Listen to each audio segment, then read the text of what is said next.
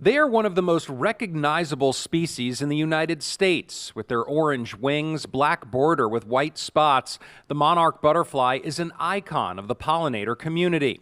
But over the last few years, their population has declined to dangerously low levels. So the population numbers have decreased, I've heard, up to 90%. Pam Spencer is a master gardener with the University of Maryland and founder of the Maryland Monarch Conservation. She explained to us that each year there are 4 generations of monarchs. The first 3 only live a few weeks, but the 4th can live up to 3 months and makes a tremendous trek from the U.S.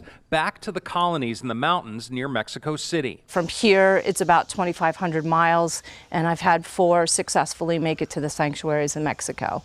Once there, the monarchs will hibernate during the winter until they make the huge trek back to the U.S. Lately, there have been a number of factors at play which are seriously cutting down the monarch numbers.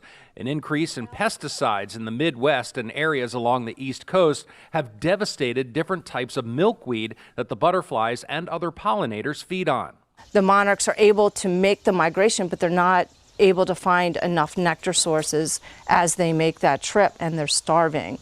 Logging in Mexico, increased demand for development in the United States, and an unstable climate are also playing a role. One winter storm in those mountains while they're hibernating could wipe out the entire population. Listing in and of itself doesn't protect species.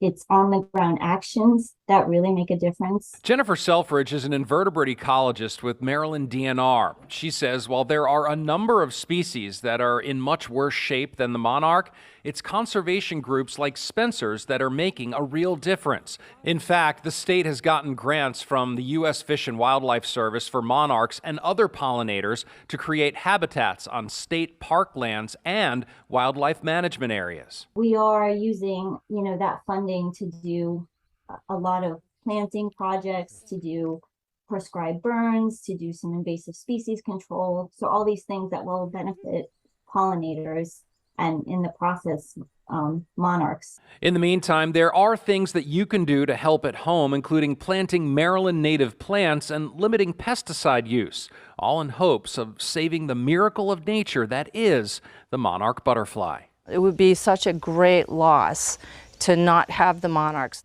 And the U.S. Fish and Wildlife Service will review the status of the monarch butterfly in 2024. In the meantime, if you'd like to take a closer look at the status of the butterfly and what you can do to help, we've got some links on our website, WBALTV.com, and on our mobile app. In Moncton, I'm Lowell Melser, WBAL TV 11 News.